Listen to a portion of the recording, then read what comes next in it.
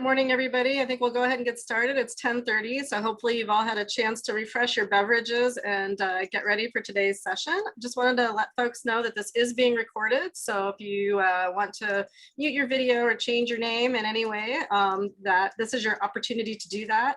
I'm going to let Sarah take it away. Awesome. Hello, everybody. My name is Sarah Villanueva.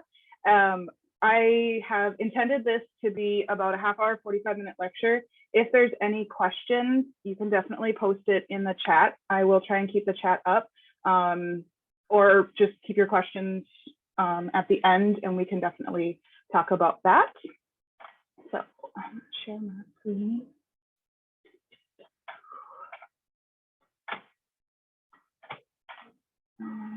All right.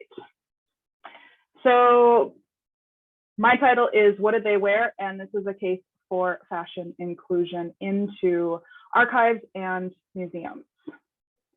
Kind of a little introduction. What we're kind of going to be looking at today is first, I'm going to talk a little bit about who I am, my credentials, what the problem is, and why should we even care to fix it?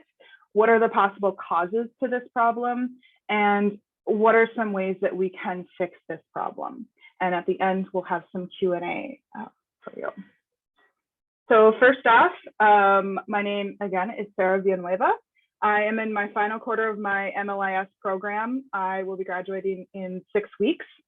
This presentation is currently my capstone project. I've been working on it, focused on it for close to a year, but I've been working on researching historical costuming for about 2 years now, in extant garments as well as different articles and what I can find in archives and museums. I am a historical costumer. I do make clothing from historical patterns. The 1890s are definitely my jam. I love the sleeves in the 1890s, just the giant poof sleeve.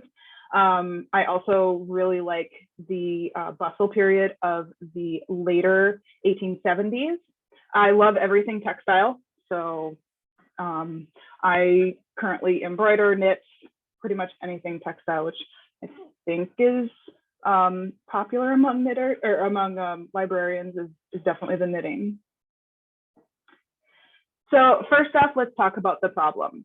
And I want you to think for a moment and imagine yourself as starting off being a scholar and starting off a research project.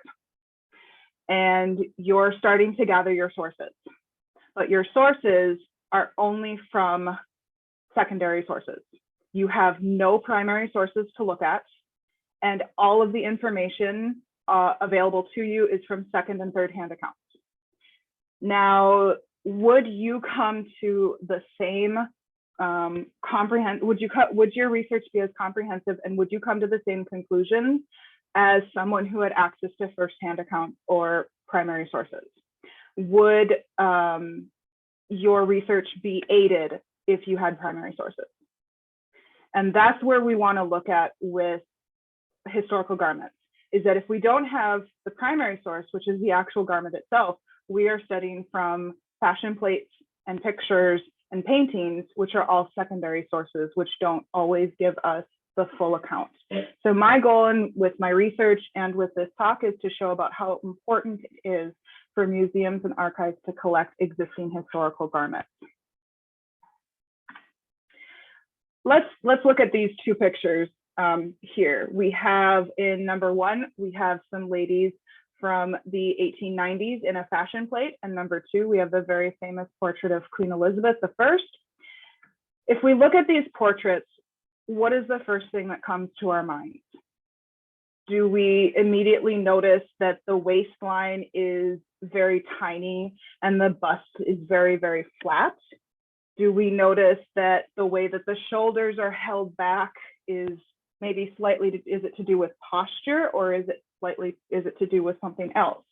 Do we notice that the hip line in number one is very narrow, and in number two, we can't even tell what the hip line is? If we were to only research historical costuming, we would think, well, people are built differently. The number of times I've had non-costume historians come to me and say, well, you can't make clothes that are from historical periods because you're not built the way that they were built. When in actuality, people were built the same, and it all comes down to undergarments and padding. We see in number 1 that they would have the corset. They would probably have some padding on the hip or the back end to give it that kind of more rounded shape.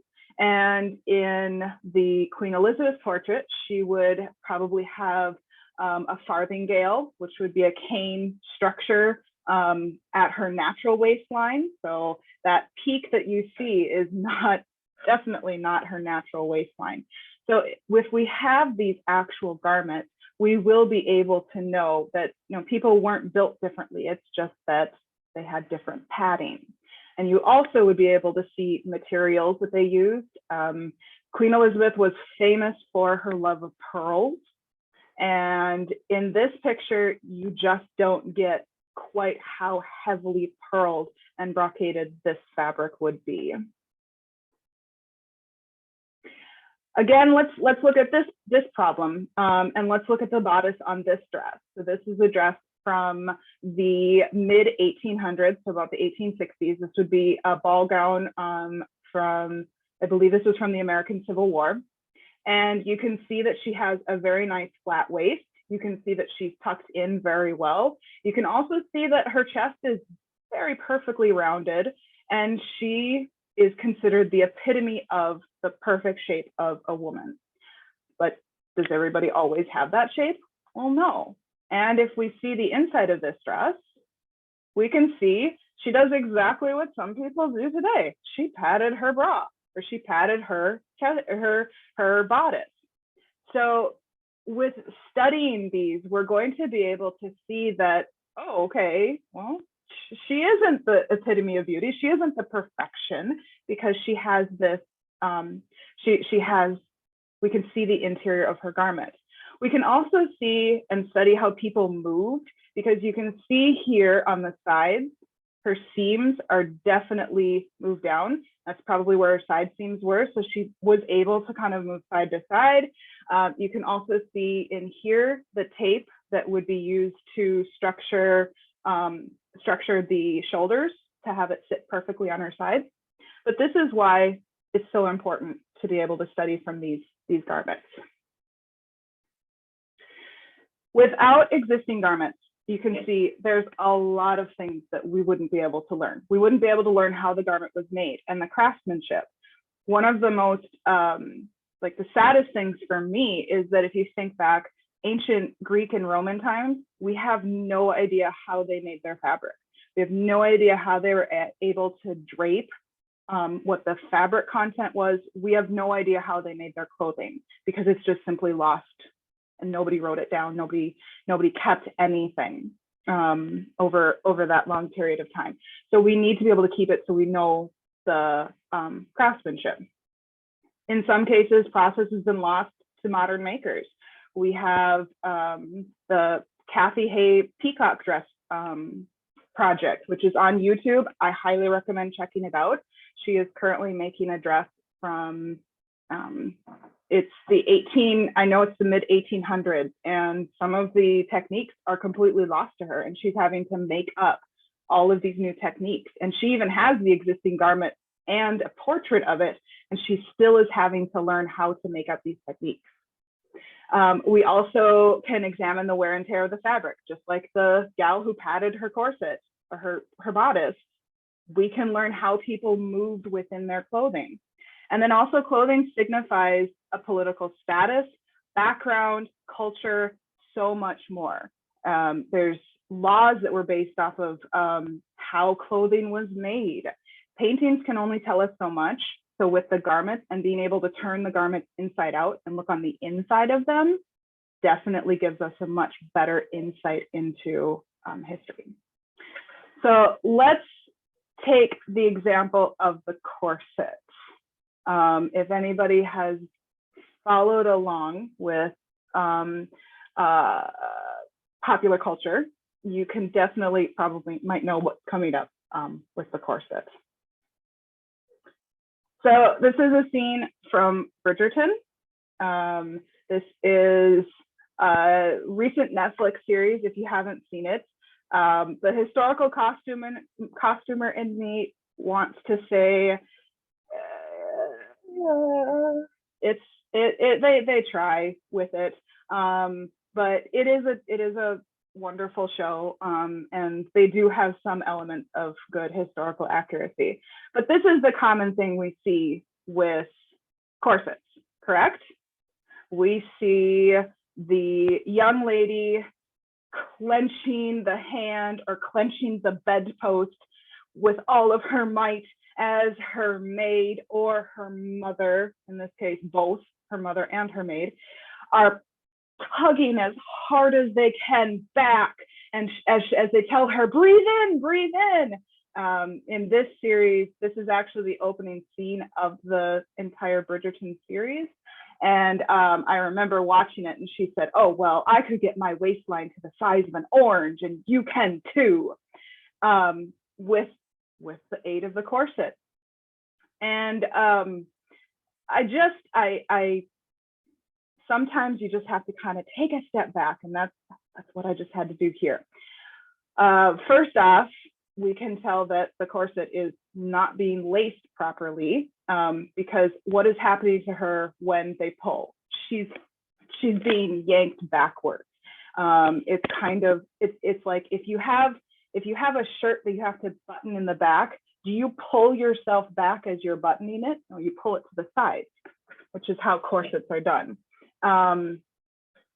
So we do have this rather usual corset depiction within society. Again, we have even more. You would be surprised how many, all you have to type in is corset and movies, and you will find all these corsets. Our number 5 is Meet Me in St. Louis, where Judy Garland is saying, well, I feel elegant, but I can't breathe, which again perpetuates that myth about corsets, is that the idea is women have to wear these corsets, but they have to give up the ability to breathe or to move, or basically the idea of giving up their freedom in order to have their fashion. We have Titanic with Rose and her mother. I will say, of all of these corsets, Rose's corset is the most historically accurate for the time period, for 1912. It is the correct length. She's wearing a chemise under her corset. So this is correct, but also the whole idea of, you know, holding onto the bedpost, getting yanked backwards, is still within the movie. And then lastly, we have the movie Brave, where she is also being yanked into this corset. I understand this is an animated movie, so I'm not going to comment on the inaccuracies of that corset, but we do have, again, the yanking backward and the whole idea that women are restricted. That's what we see over and over and over again, is that women are restricted within their movements.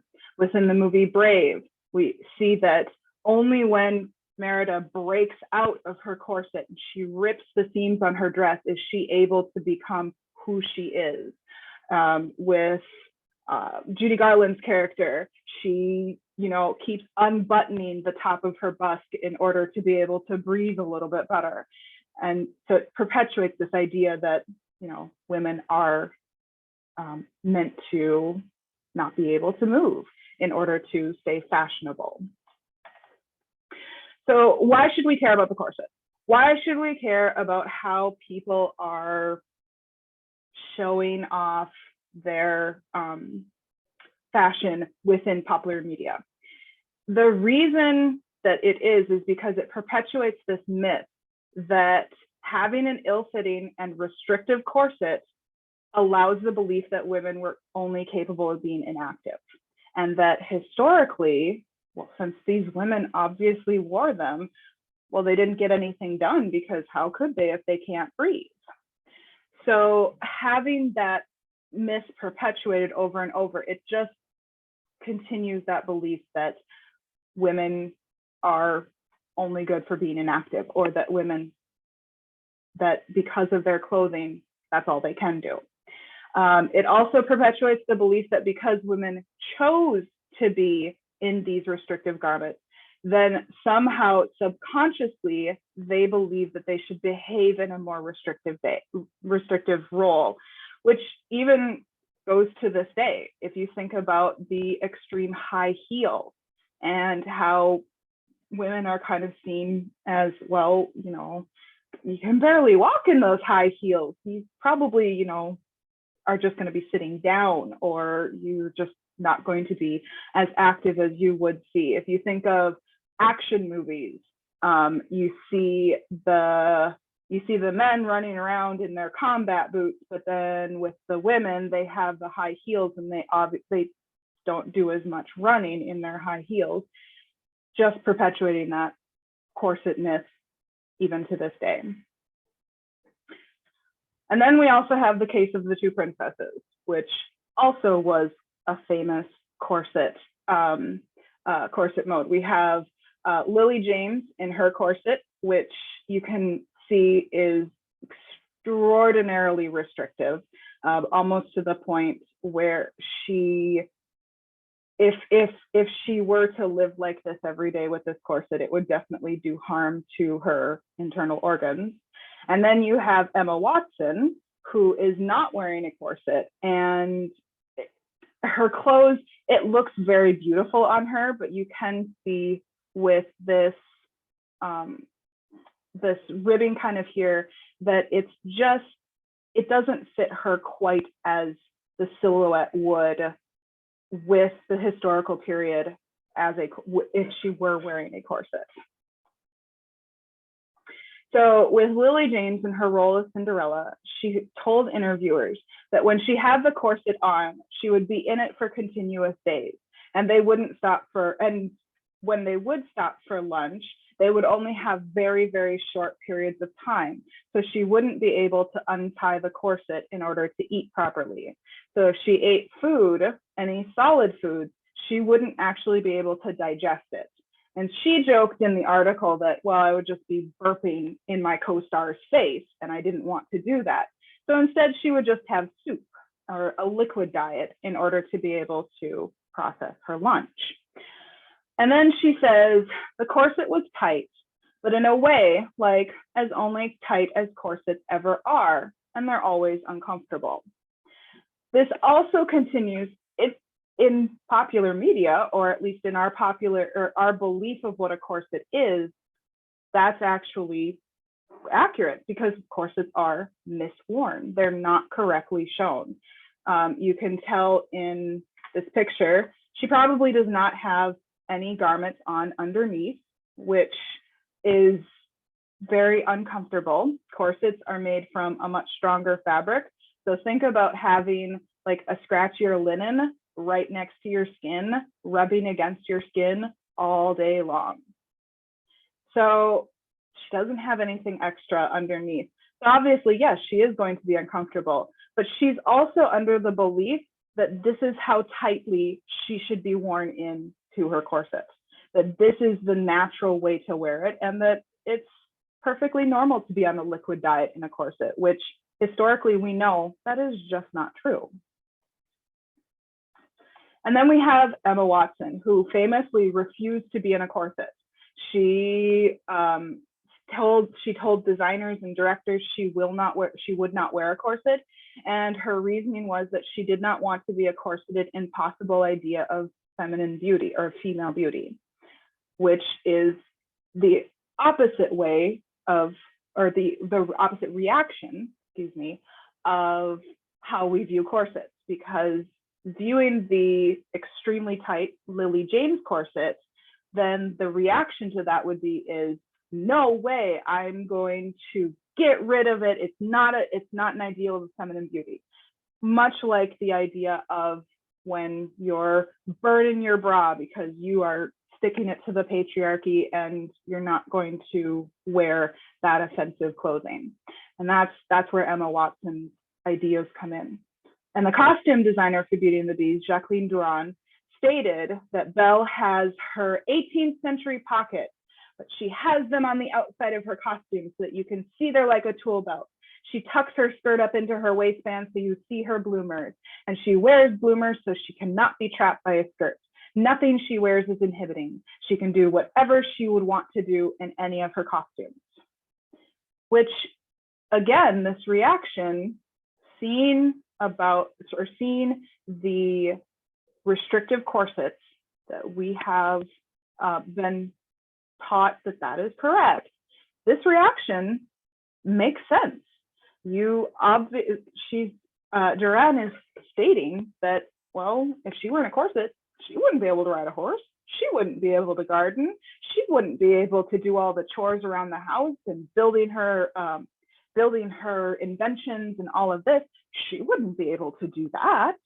So obviously we can't have her in a corset, which also is incorrect. It might be a believable reaction to what we've been taught, but it is an incorrect assumption, because even up until the end of the corset, which would be in the mid 20th century, we still saw maids and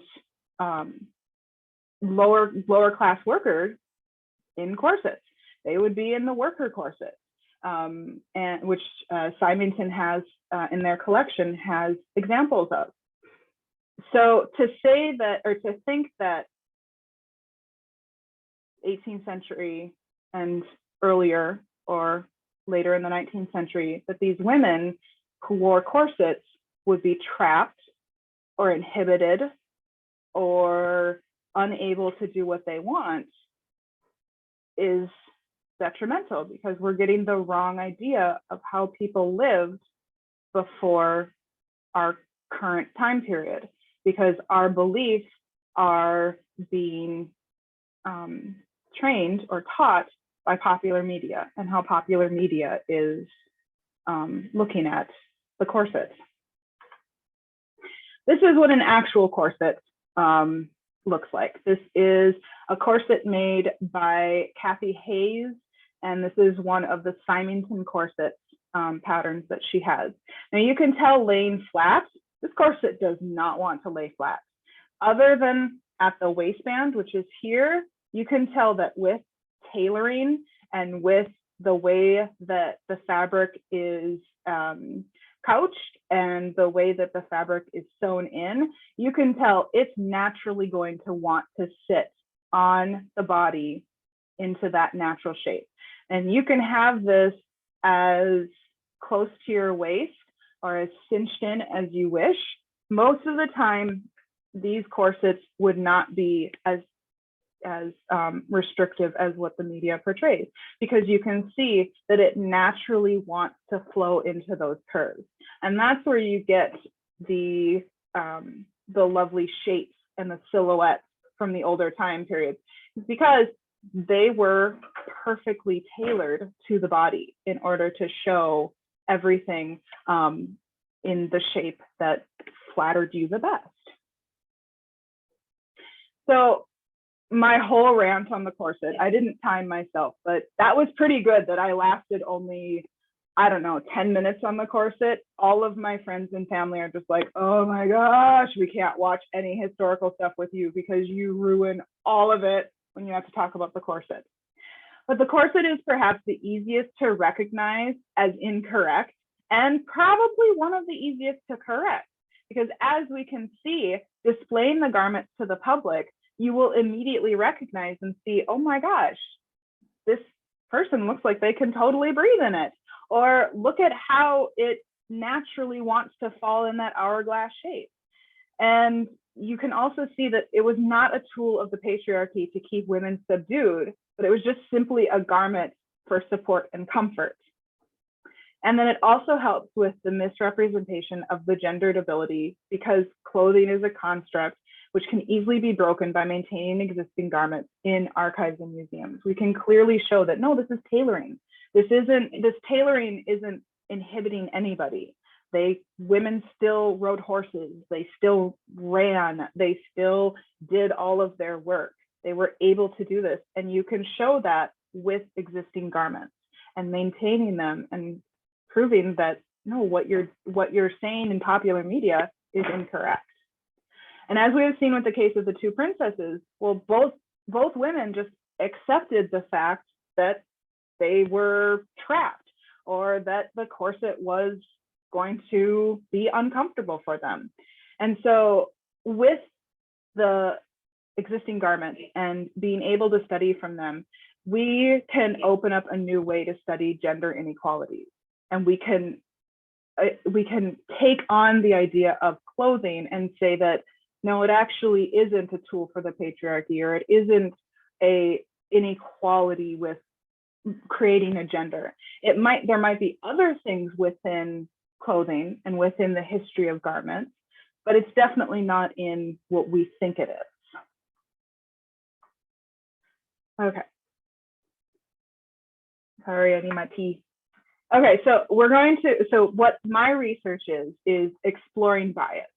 And I want to study why we aren't seeing more historical clothing being accepted within archives and museums. So exploring the bias in archives and museums, that isn't new. We have seen for decades that museums and archives, that there have been studies that there is bias. And even since their creation, museums and archives have made choices of what they're going to curate and what they aren't going to curate. And that definitely has shown kind of how we are shaping our history.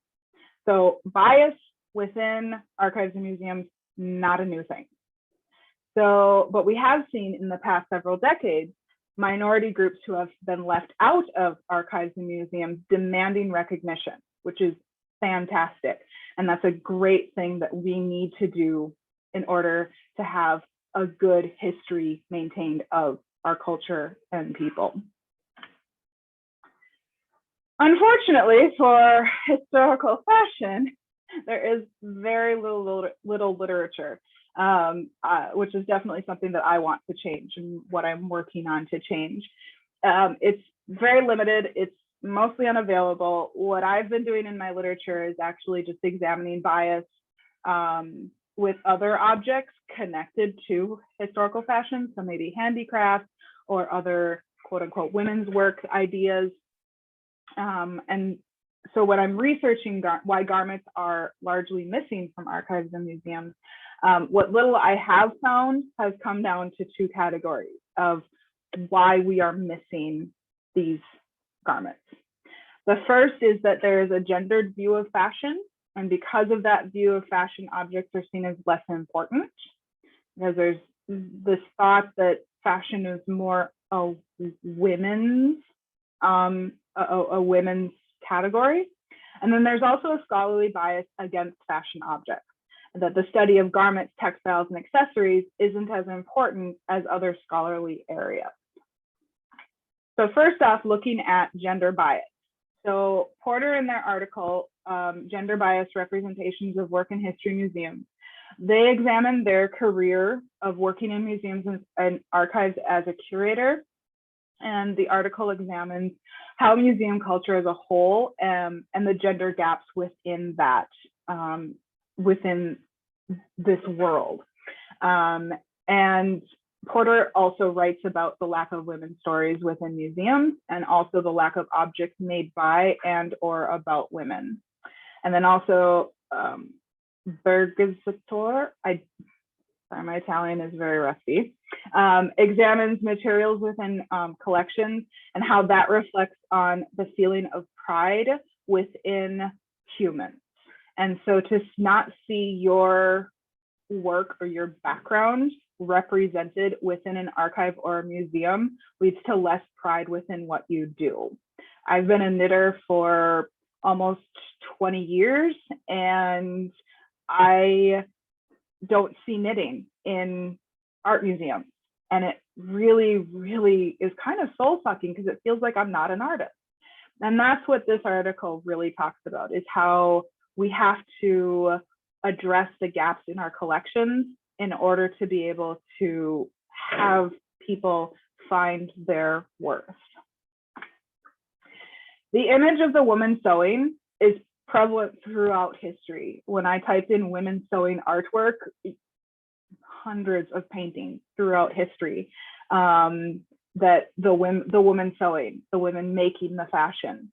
And so the long history of gender bias in other areas of life has naturally just seeped over into archives and museums. So as Porter had mentioned, women's stories just aren't represented. And so with fashion being seen as more of women's work, it's less represented within archives and museums. And despite the fact that the majority of famous designers that we can think of throughout histories, both in modern and historical, most of them have been men. We do have famous female designers as well, especially in the 19th century. The majority of fashion houses were run by men. The creation of garments, though, were always women's work. So the men would design it and then hand it over to their dressmakers, which would be women. And then also due to the shift in the last 100 years or so, the interest in fashion has been considered more feminine. If you do look at the history of fashion, though, especially about the mid 19th century and earlier, fashion was a men's thing. And women who dressed more flashy or wore high heels or did their hair more, they were like spent more time on their hair, curled it or anything, would actually be considered too masculine, which is just a kind of interesting shift of how that happened about the last 150 years. It was actually considered bad form for a woman to wear high heels because that was considered too masculine for her. So the gender bias might be a cause as to why archives and museums are less likely to accept or display garments. And then the next cause would be the scholarly bias. So scholarly bias are seen, the bias so far has been seen that clothing and textile collections are just not seen as serious enough study. As Mark already writes, museums that encompass textiles and clothing face challenges regarding their perceived importance both within and outside of academia. Textiles and clothing have traditionally been viewed as less important or of a lower status in museums and academia. So it's kind of just seen as, well, like everybody wears clothes. Why do we need to save it? And also, which is a very valid point. What do we save and what don't we save? You know, I have a t-shirt from when I was in college. Do we save that? How far does this fashion garment go? Which is a valid point. But we do need to address this scholarly bias because it is holding us back. There is also the argument that museums and archives who choose to display fashion objects are simply playing to the masses, and they're just trying to bring in crowds, and they're trying to get as many visitors in as possible. So that's why it's not seen as important, because anything that's popular obviously doesn't have good scholarly worth, because if everybody could do it, then what makes it special? I put in this picture of Billy Porter at the Met Gala, one, because it's brilliant, and two, because it also kind of plays into that scholarly bias, because it's seen as, oh, well, fashion, look at the crowds, how many people were talking about this. Obviously, that doesn't bring good scholarly, that's not good scholarly work, because it's lessening the object and the importance of the study of these objects, because, well, it's just pop culture. What scholarly things can we learn from pop culture? And this view is dangerous because it lessens the value of our objects, because it's no longer seen as an object, but it's seen as a gimmick, and it's seen as a cheap way to entertain masses. And it's not seen as something that can be studied for historical value.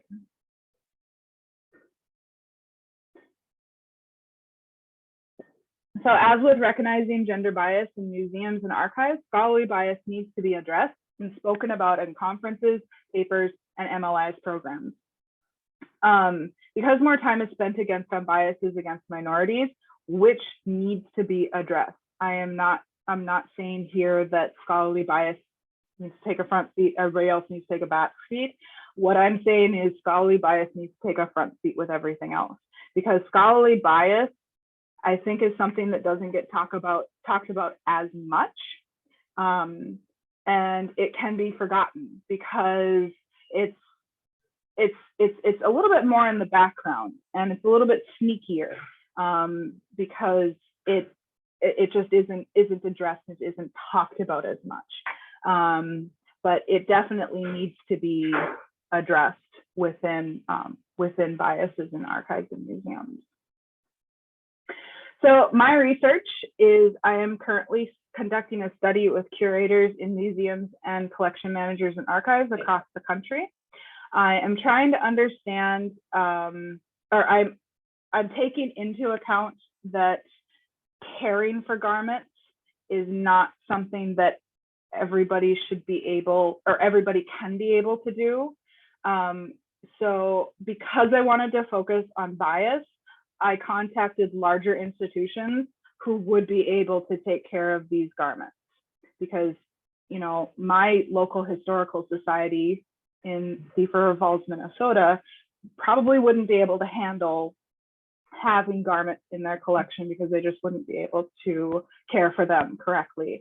And as I wanted to focus on bias, that's why I didn't choose smaller institutions, I chose larger institutions. My questions, these are the questions that I have sent out in surveys. First, asking about what the collection policy is, if they do accept it, if they don't accept it. Number two and number three, I wanted to get what the institution, or what would the person themselves, would they accept a garment?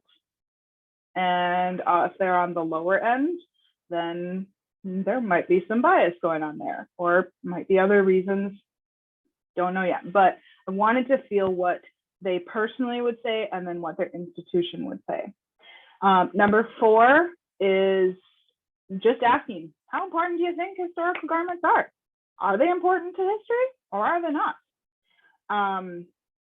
I also want to know how they would describe a garment in a collection. I have seen some garments in museums that are used more as decorative wallpaper, and they're described as just gown or dress or kimono, and they're not treated as a item in a museum. They're treated as, you know, well, it's decoration. We had an empty spot on the wall, so we're just throwing that up there.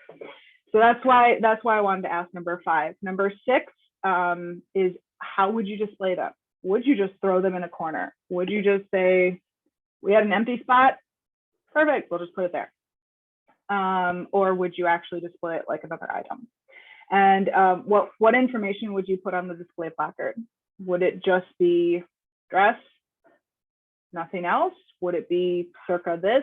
Would you treat it as as any other item in your collection, or would it just be just a piece of fabric that's sewn into some places? We thought it would look nice in this corner.